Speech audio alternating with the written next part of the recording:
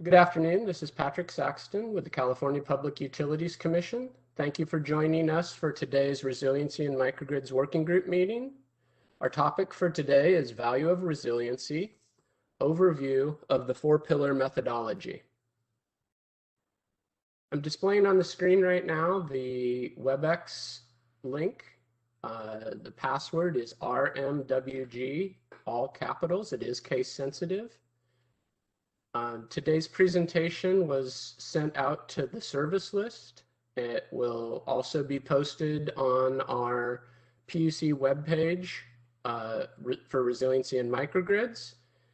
You should have been offered to download the files prior to joining the WebEx, and then one more time once you did join the WebEx.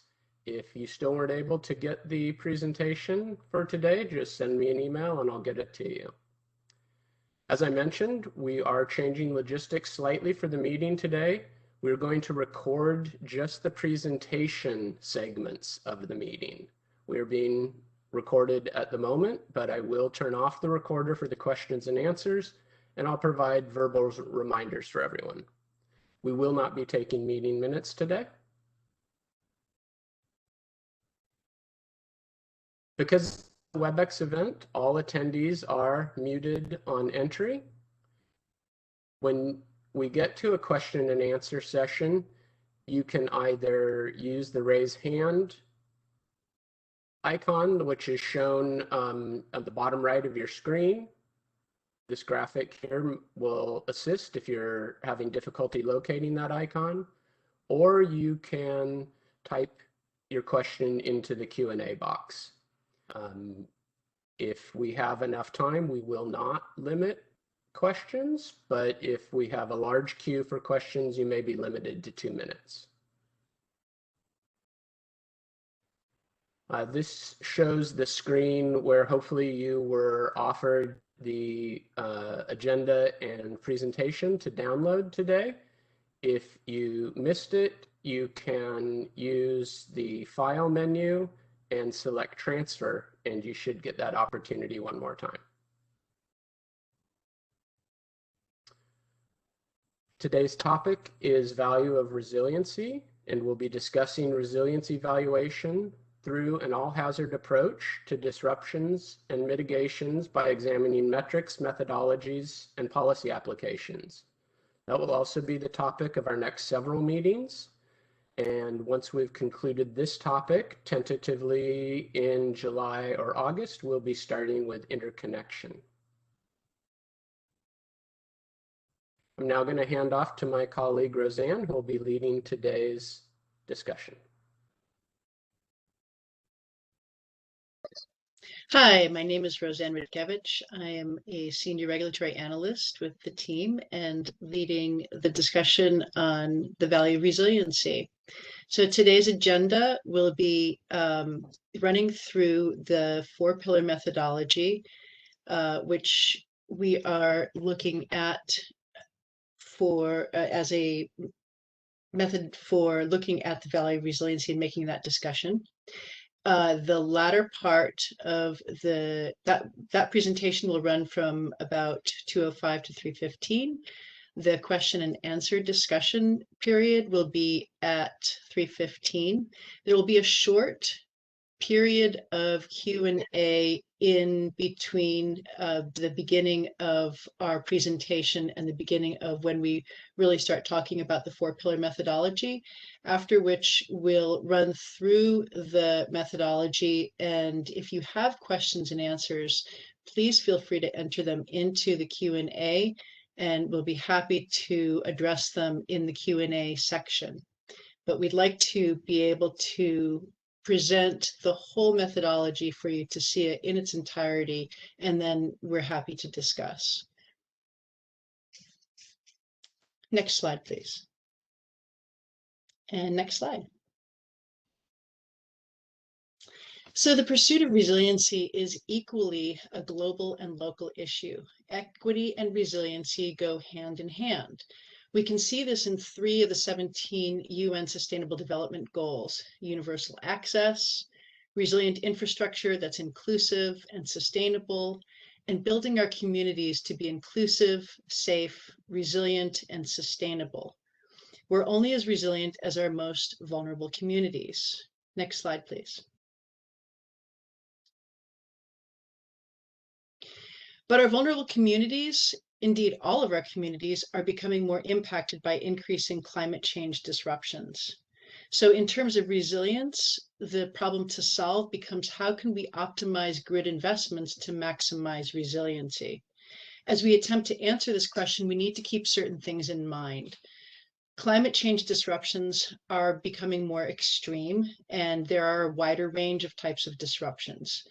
Our climate the disruptions that are happening, which used to be low frequency, high impact, are more quickly becoming high frequency, high impact events.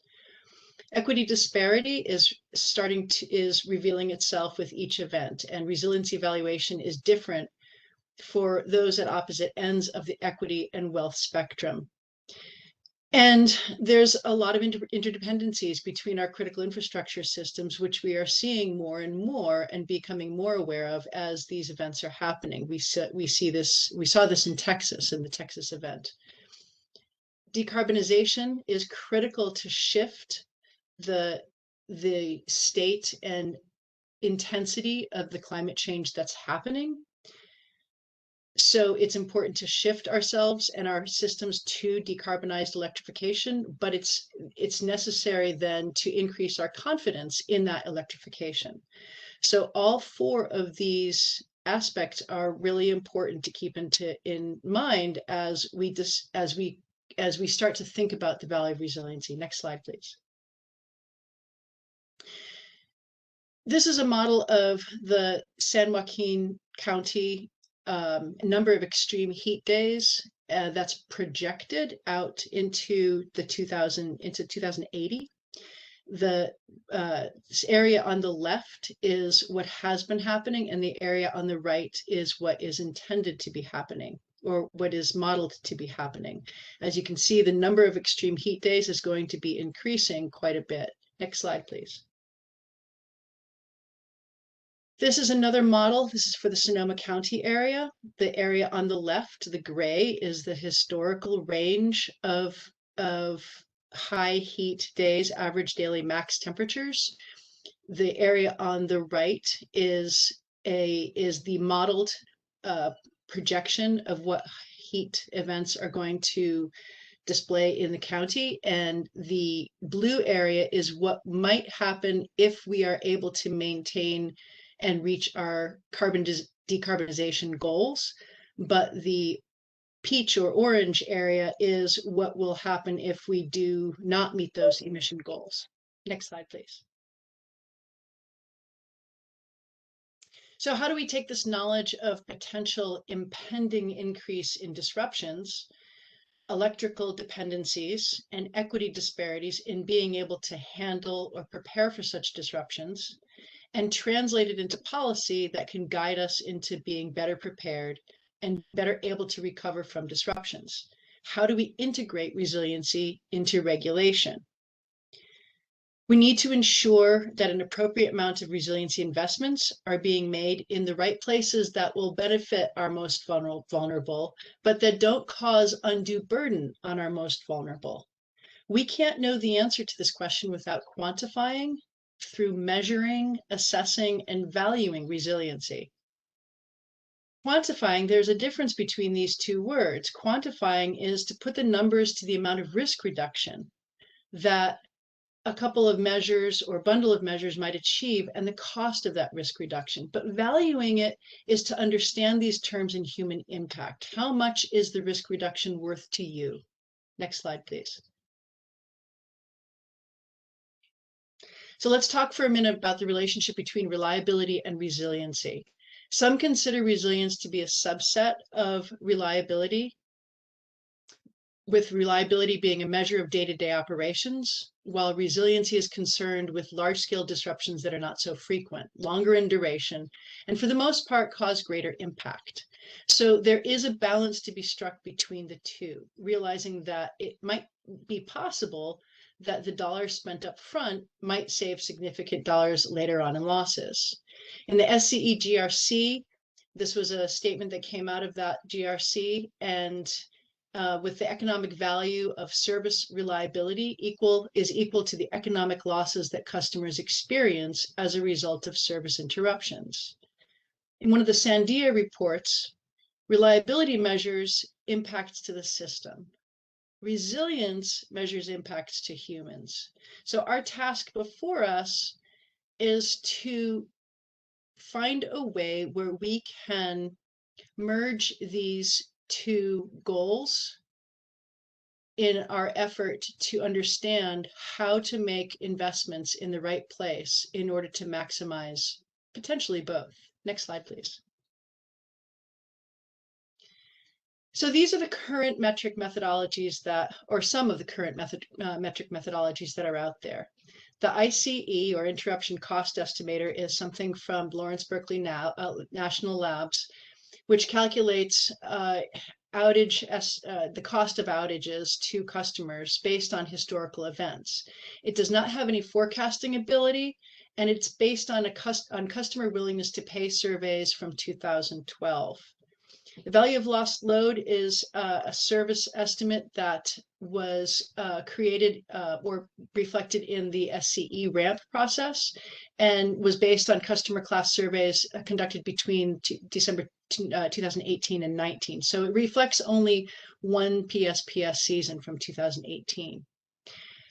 In a Sandia report, the resiliency metrics for electric power systems, Sandia has put together a sequence of metric analysis, characterization of hazards, and use case and heat maps of hazards.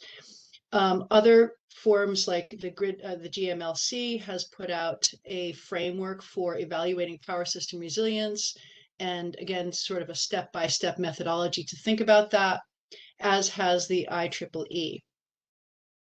The IEEE focuses on a holistic approach that thinks about an all hazards framework when they talk about looking at prevention, protection, mitigation, response, and recovery to the impacts of resiliency. I mean, the impacts of events.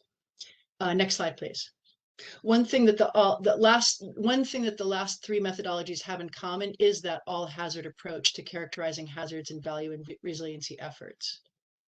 I'm going to turn it over to my colleague, Julian Ennis, who is partnering with me in this topic, and he's going to be talking about reliability. Thank you, Roseanne. Hi, everyone. As mentioned, my name is Julian Ennis. I'm a utilities engineer with the Resiliency Microgrids team, and I am working closely with Roseanne on this topic of value of resiliency. So right now I'm going to be giving a quick primer or touch-up, depending on your level of knowledge, of the current electric system reliability metrics and what we look at in California, and also talk a little bit about its overlap with this value of resiliency and resiliency metrics that we're going to be looking at. So with that, let's dive right in. Sorry, previous slide. Thank you. So the electric system reliability metrics are defined by an IEEE standard, specifically 1366, and it defines 4 foundational metrics that are generally accepted across the US by the electric utilities to measure and report on their reliability. So those are SAIDI, or the System Average Interruption Duration Index, SAIFI, the System Average Interruption Frequency Index, CAIDI, the Customer Average Interruption Duration Index, and MAIFI, the Momentary Average Interruption Frequency Index. Next slide, please.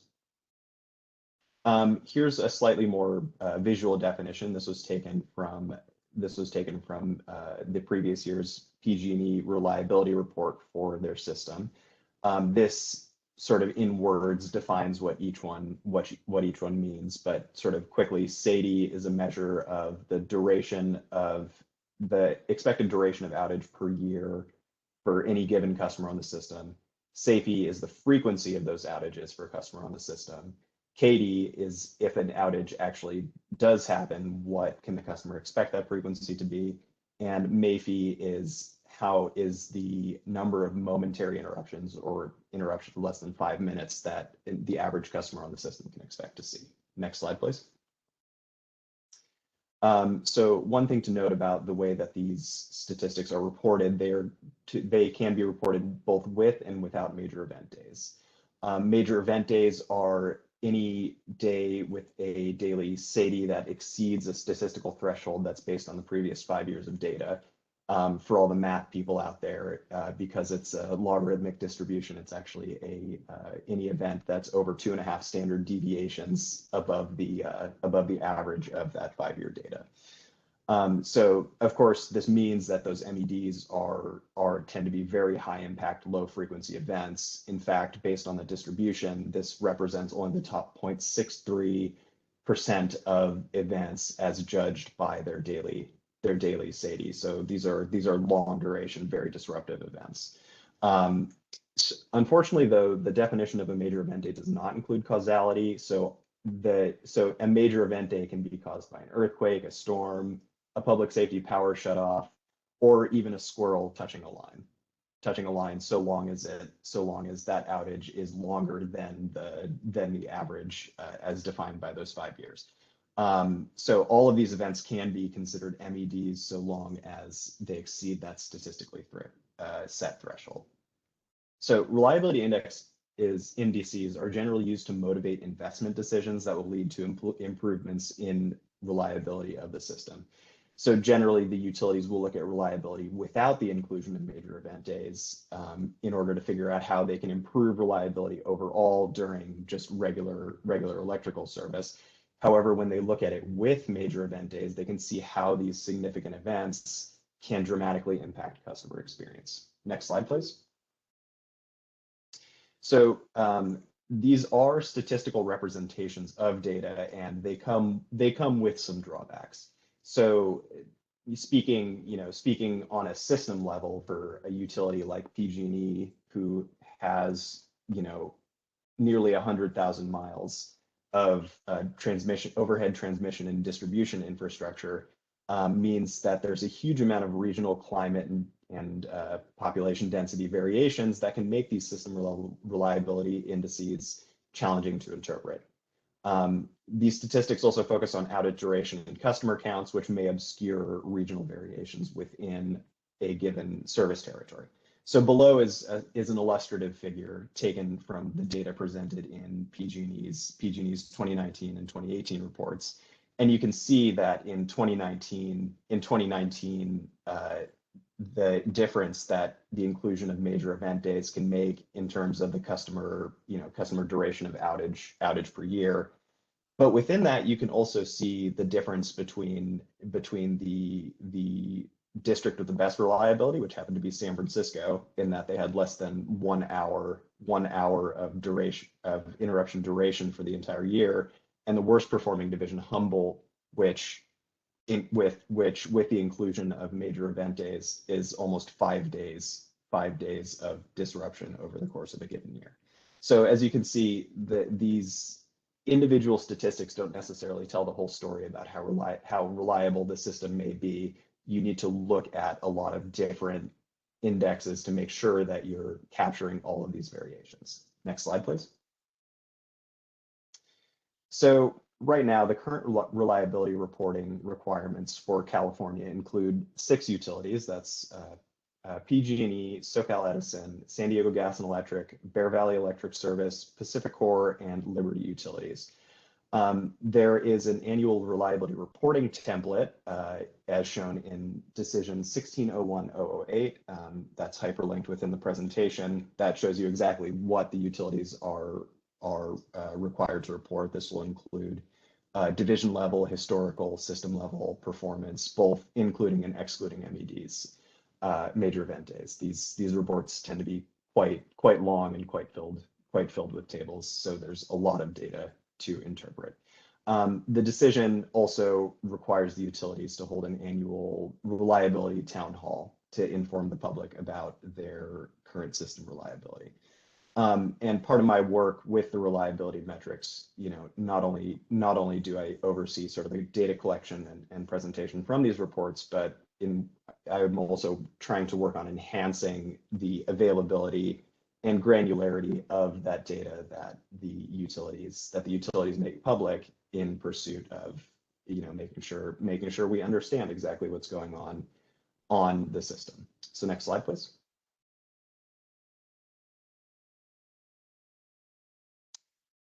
Thank you. So to tie this all back in after a little primer on the reliability metrics is where does this overlap with resiliency?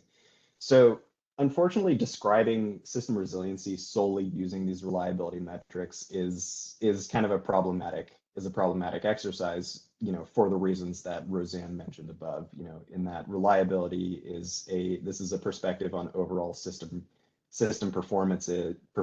These are statistical averages that reflect this data, but also these averages are a lagging indicator of how the system is performing, i.e. the data is presented in annual format after the fact in terms of how much interruptions were experienced rather than how resilient the system might be against a certain type of hazard or how a certain mitigation measure might perform. And adding to this is the reliability metrics that are used for system planning purposes often intentionally exclude major event days. This is a generally accepted practice among the utilities to avoid sort of chasing these low probability events that are likely random in nature with expensive upgrades. And this would intentionally exclude a lot of these large scale disruptive events that we think that resiliency investments would certainly focus on mitigating. However, one thing that is important to note is that we can gain important insight on sort of the duration and frequency of these high impact, low frequency disruptive events through these current metrics. So the way that we see that being reported is that using the CAIDI, both CAIDI and CAFI, which is the Customer Average Interruption Frequency Index, with the inclusion of MEDs and all other outage types, can give us a better idea of what an individual customer is experiencing in terms of what an outage looks like and what an outage might look like. Next slide, please. So looking at these two metrics, the CAIDI and the CAFI specifically, and with the inclusion of major event days and other outage types, can give us a historical look back at what the average customer experiences in terms of outage with a regional variation. And the way we see this being useful is that this can be used as a baseline for assessing mitigation measures in being able to understand how much lost load would be avoided. In doing this, you can sort of define a geographic area that a mitigation measure would affect, and that's going to affect how the mitigation measure put in place is going to affect how a certain customer might experience an outage within that system. So if we look at the graph on the right, the red lines represent what the reliability metrics represent. It basically is that it's a duration where the power is off. However, putting a mitigation measure into place might cause the load to decline rather than drop straight down. Instead, decline to a level that's above all lost load and then be restored to the level of previous load.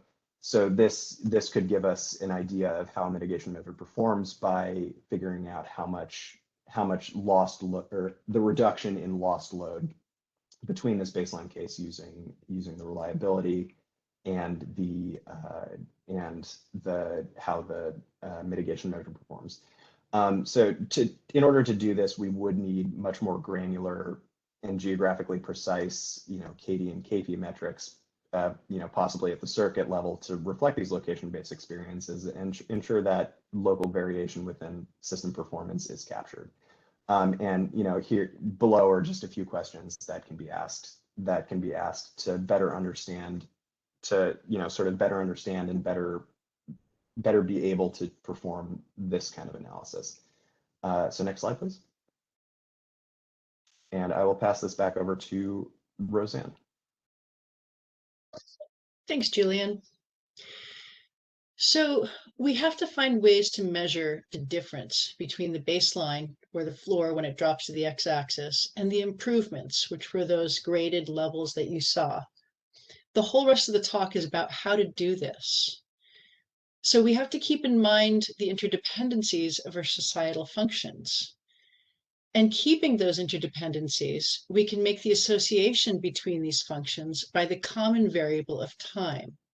So when the energy system drops, it might recover, but other system functions like our critical infrastructure, our economic systems, and our social equity systems, and even our environmental systems may be impacted in a different time frame and over a different time frame, potentially for a longer duration than was just reflected in the energy outage.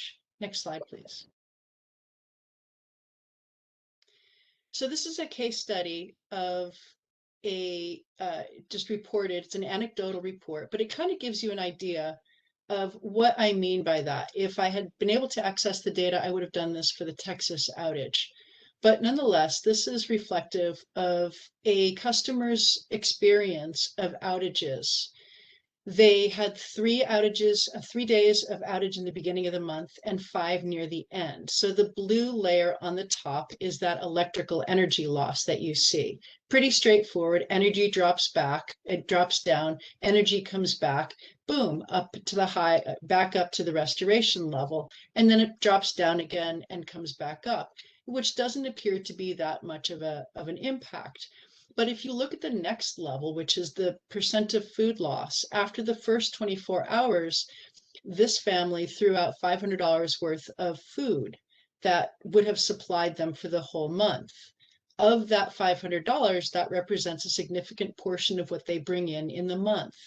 They had to rely on whatever they had left in their ability to purchase more food and then go to food banks. But at the end of the month, there was another loss of power, which again took out any of the food that they had in the refrigerator at that time. Thus, their food loss was again felt and dropped down dramatically. This time, they did not have the money back in their pocket in order to buy more food. And so they ended up now more dependent on the food banks. The third level is what happened with their income. One of the members of the family missed 8 days of work due to the outages. That first level of income drops, but never picks back up again because they're not paid for sick days or power outage losses. And then their income dropped again. So that income at the end of the month had still not resumed and found its recovery back to that restoration level at the top. Next slide, please. So this is just this has been an overview of the issues that we want to be addressing and thinking about as we talk about the next piece, which is the 4 pillars of methodology of how we might go about looking at how to address all of these issues as we talk about resiliency. I'm going to open it up for questions before we go on. Okay, thanks, Roseanne. So I'm going to turn off recording now.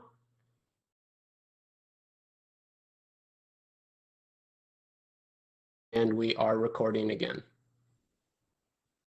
So next slide, please, Pat.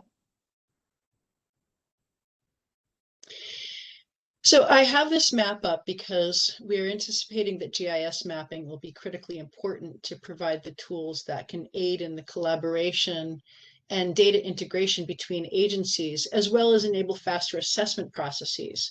This is a map of the LA area, and I'm using it just as an example. I'll be referring to it on and off as we go on.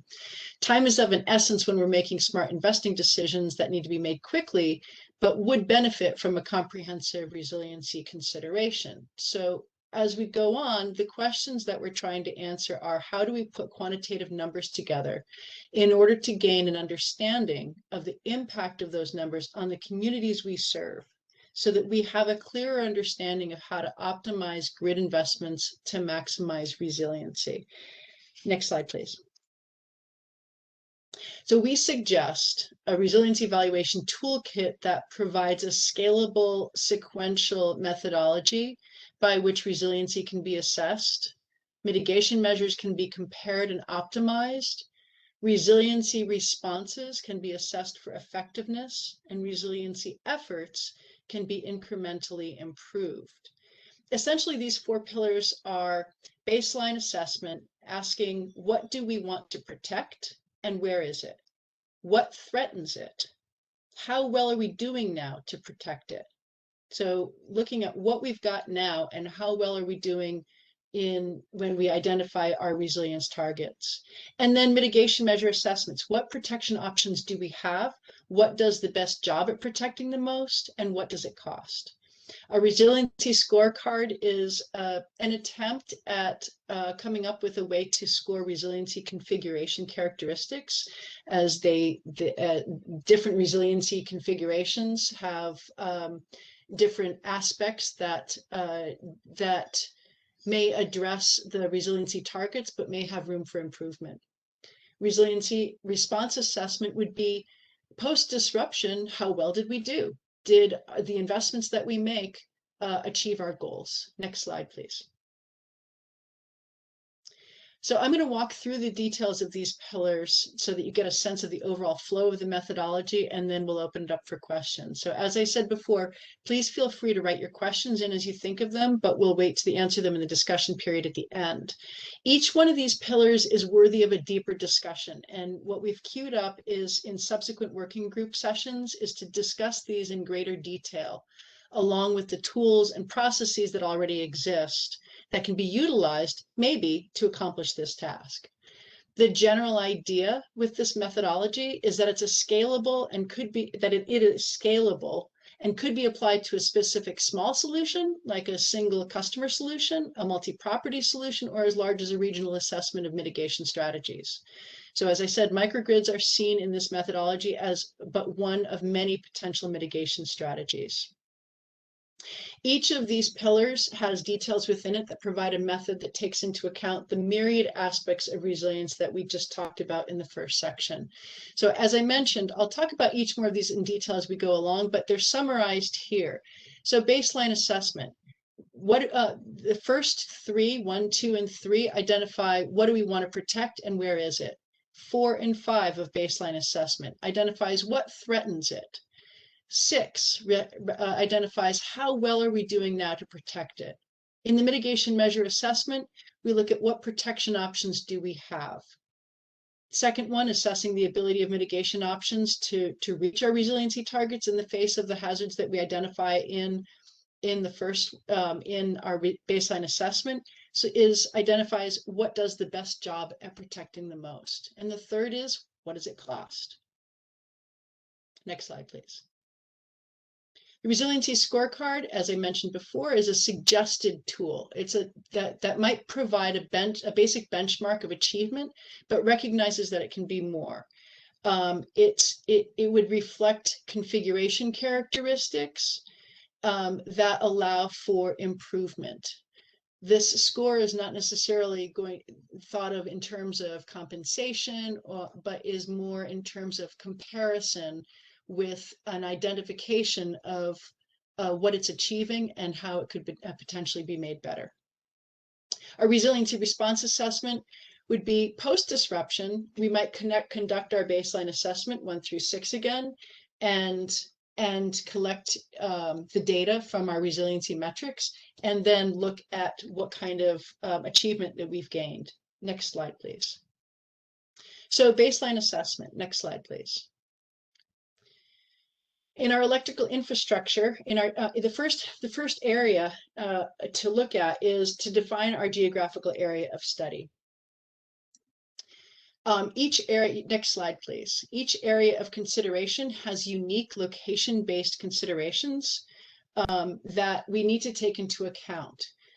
These location-based considerations might be critical infrastructure. It might be resources that are available to that particular area. It might be wealth disparities or population demographics and needs. The local governments and tribal governments understand their communities the best and probably have one of the best knowledges of the critical infrastructure, the emergency planning, the zoning, the economic considerations that they have of the public that they're trying to serve. This map highlights, in red, it highlights some of the maintenance operational areas. and some of the waste and water treatment areas, locations that need to be considered. Next slide, please. So load tier assets. So once identifying the geographical area of study, we want to identify what is it that we're trying to, what is it that we need to protect the most? And let's prioritize those. So we might have critical facilities and infrastructure, but that might be different than things like gas stations or grocery stores, which in this COVID time we've identified are essential, and we recognize that, but it might not be life-threatening. So we'd put those in as priority. The question that might be raised is who defines these? That's where collaboration is going to be essential between local governments, IOUs, developers, etc. Next slide, please. So this slide of the LA area highlights where all the fire stations are. You can see, and where some of the national forest is. So as we start to look at these layers of where things are, you can start to see where some of the more critical infrastructure might overlay with some of the other assets that we might want to protect. The resiliency metrics. So also who defines these as these tiers might differ from the perspective. So electric utilities might prioritize infrastructure, whereas local tribal governments might prioritize their community or societal assets. Our resiliency metrics are going to be pivoting off of these defined load tiers. Next slide, please. So once we've identified the geographical area, we've defined what we want to protect. Now we want to identify what are the targets. And that's going to take a closer look at what's within that geographical area. How many critical facilities might we have? And of those critical facilities, what percentage of load is really important to maintain? This gets down to the granular, realistic needs of the area. And for each one of these, we're going to be identifying these resiliency targets. Next slide, please. At a minimum level of resiliency could be defined as just maintaining our critical tier load for a defined duration. It could be that that's our minimum. But when comparing these resiliency measures, the level of public benefit provided within that geographical area is what is most important, then could be quantified by noting these resiliency targets. We want to show in these targets, in these metrics, that our community resiliency has improved. But we also want to show that the mitigation measure chosen has the highest resiliency capacity against the most potential hazards. And we want that cost effectiveness measure to indicate what that resiliency capacity costs, so that when we're choosing resiliency mitigation measures, we're balancing cost with resiliency capacity. We also want to be meeting our state goals. So GHG and particulate matter levels over time are going to be important to pay attention to. And the contributions of blue sky operations could be factored in as a ranking attribute. So these are potential resiliency targets. The first, go back one slide. The first are geographical boundaries. That's our main target, our first metric. The second grouping is different kind of performance data. We might have outage performance data. Next slide. Community data, community outage impact data. This is a fairly comprehensive list. Next slide, please. Infrastructure data and mitigation measure options. These are just examples of the types of resiliency metrics that we might identify. And what we want to make sure that we do is pick the metrics that will identify whether we've met our resiliency targets or not. So first we identify our metrics, and then we identify whether tracking those metrics are going to be the most effective in seeing change. Next slide, please. So we've talked about what we want to protect and where, and ideally by how much. And now we look at what's threatening what we want to protect. Hazards are often uniquely locationally based and unique. For example, LA County might have more sea rise concerns, while Nevada County has a much higher concern about wildfire. Humboldt County might have earthquake and tsunamis higher on its list than a place like San Joaquin Valley, which might list high heat among its top concerns. So in conducting the all hazard assessments, this is where that would be identified. Next slide, please. Cities, counties, and tribal governments put together local hazard mitigation plans that identify location-based unique hazard identification assessments. These assessments highlight the probability, likelihood, and the severity and magnitude of hazards that could cause disruption to the local community. So while these hazard mitigation plans are unique from place to place, most involve a public input process. Now, not every place has a hazard mitigation plan, but many of the cities and counties are in some process of doing so. In an effort to provide a level of standardization to this assessment process, the United Nations Office for Disaster Risk Reduction has developed a process called the Disaster Resilience Scorecard for cities. And this provides a standard methodical framework to consider all of the disruptive hazards that might beset a community. Next slide, please.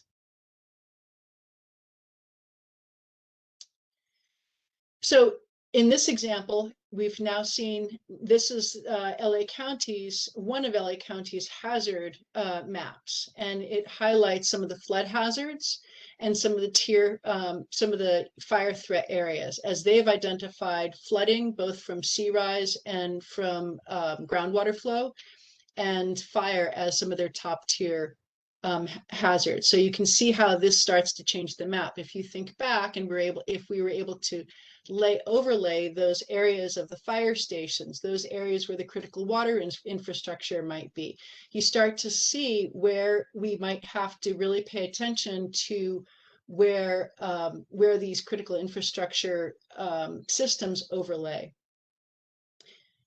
Next slide, please. Currently, the RAMP process, the risk assessment mitigation phase, takes into account wildfire as one of the major risks, but other risks are often lumped into climate change.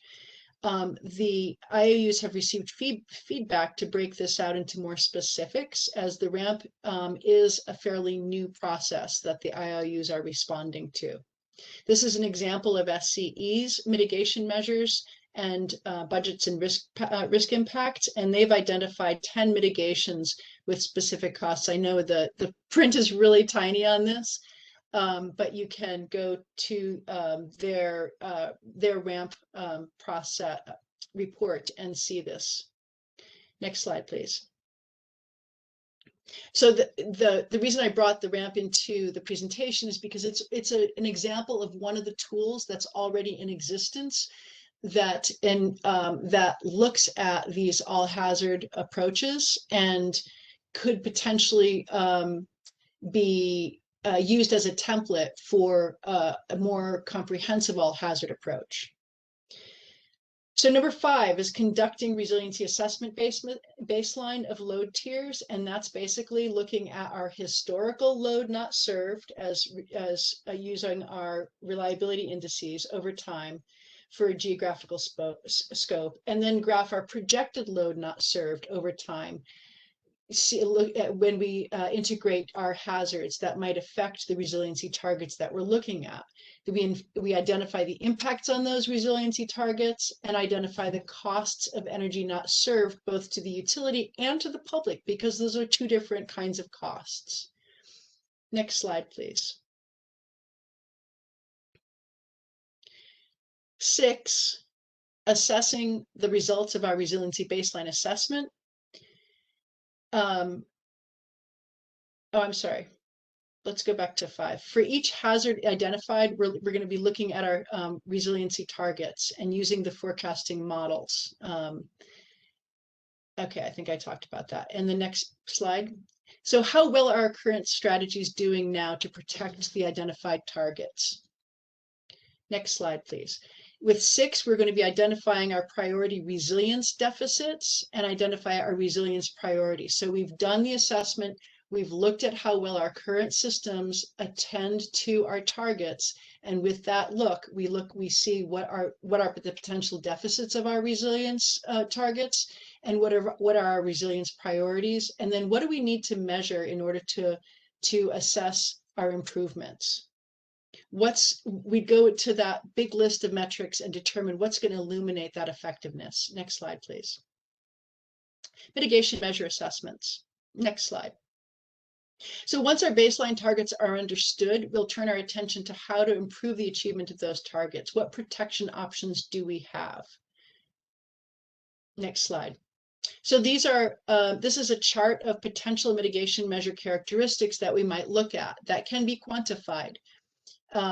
In this case, you might look at it from the perspective of a microgrid, but it can also be looked at from the perspective of, say, a portfolio of mitigation measures that look at what's the load capacity that it handles, what's the duration of backup that this mitigation measure can provide, or what are the notification times that it needs in order for it to be enacted, and what are the fuel types, etc. Next slide, please. Assessing the ability of mitigation measures to reach our resiliency targets and hazards. So this is going to be looking at each ability of each mitigation measure to reach our resiliency targets in the face of different hazards. So which one does the best job at protecting the most? And the last one would be, how does it is basically looking at what does it cost? How do the options compare? So if you look at the next slide, this is an example of how our mitigation measures might be looked at when we take an all hazard approach. Measure A might mitigate hazard Z, but measure B mitigates Z and Y. Measure C might mitigate X, but measure D mitigates all of them. And in the chart below, you see, and these figures are simply for illustration purposes only. They're really arbitrary, just for illustration of the example. But you can see that measure D is the most expensive, but allows for mitigation of all 3 hazards. And when we're looking at that resiliency trapezoid, it allows for changing the dynamics of both the preparation, the magnitude or the depth of drop, the adaptation, which means basically the length of duration and how well we're doing to meet our needs at that point, and the recovery period. So when we compare those costs, it might end up being that the most expensive option up front might provide us with the highest level of resiliency in the end. But we'd have to go through these comparison of these resilience measure characteristics and these the effect of these characteristics and the mitigation measures against our hazards. Next slide, please. The resiliency scorecard.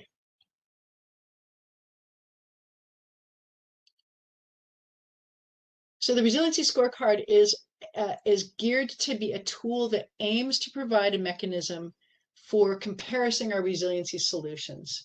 So in other words, you might have a battery that allows for backup for 4 hours, and that's great that that's available, and that might be all that we need in order to meet our resiliency targets. But if it doesn't quite meet those resiliency targets, but allows for some of those resiliency targets to be met, but not all, then there might be a solution that has an even higher level of resiliency available that might be indefinite backup, but might run 70% off of natural gas, which is still an excellent option, but it has room for improvement. So this scorecard, next slide, please, is an effort to come up with a system where we might be able to take a look at all of those characteristics and weigh them against each other with potentially with higher rankings or weights for certain areas. We're not tying the scorecard to any compensatory or valuation outcomes, and this tool right now is intended to be a preferential metric that just reflects state policy goals and resiliency goals with a relationship to identified resilience targets that are user defined. So we're thinking of it as a comparative tool of resiliency configurations. It needs use case applications, it needs modeling. So this is very preliminary and definitely we'll be revisiting it later on in these discussions. Next slide, please. Resiliency response assessment. Next slide, please. So we've put into effect our resiliency mitigation efforts, our measures. We've made our selection, we've done our costs. An event happens. How well did we do? Did it work? Did the money that we invested up front meet our resiliency goals? And if they didn't, where might they have, where is there room for improvement? This would entail basically conducting another baseline assessment. But if we're conducting that kind of on an annual basis, then that might have already been happening and very easily obtained. Next slide, please. After implementation of the chosen mitigation measure, we collect that annual data, but then next slide, this is where we would redraw the system functions as they relate to us to determine if there's any effective change in the impact of related systems during disruption events. So we could use this in a planning stage and as a computer model to assess the achievements of our resiliency targets, but then we'd really want to make sure to see if we could potentially put metrics into place that would allow us post-disruption to collect that data to reflect the achievement of that. Next slide, please.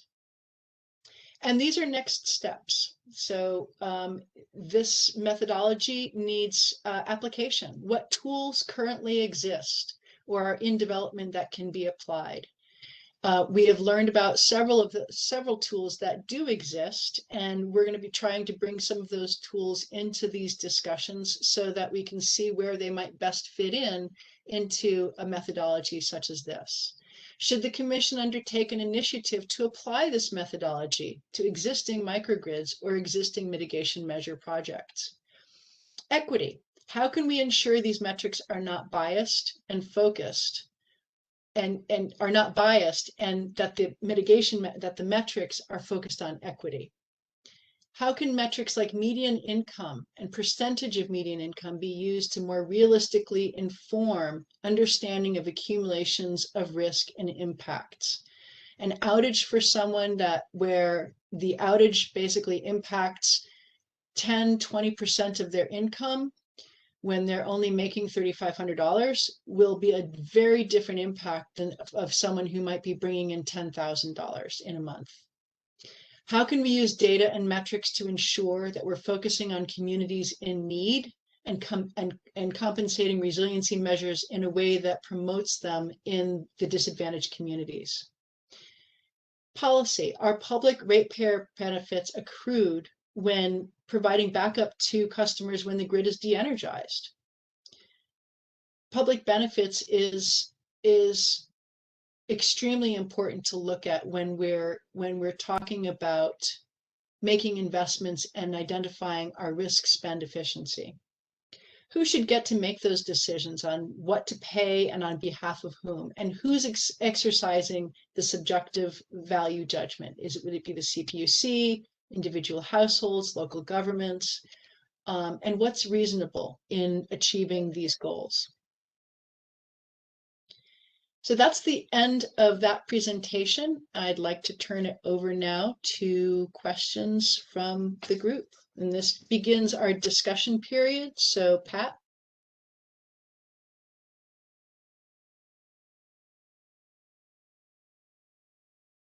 Pat, you're muted. Thanks, Roseanne. Appreciate the very informative and excellent presentation. I am going to stop recording for the day.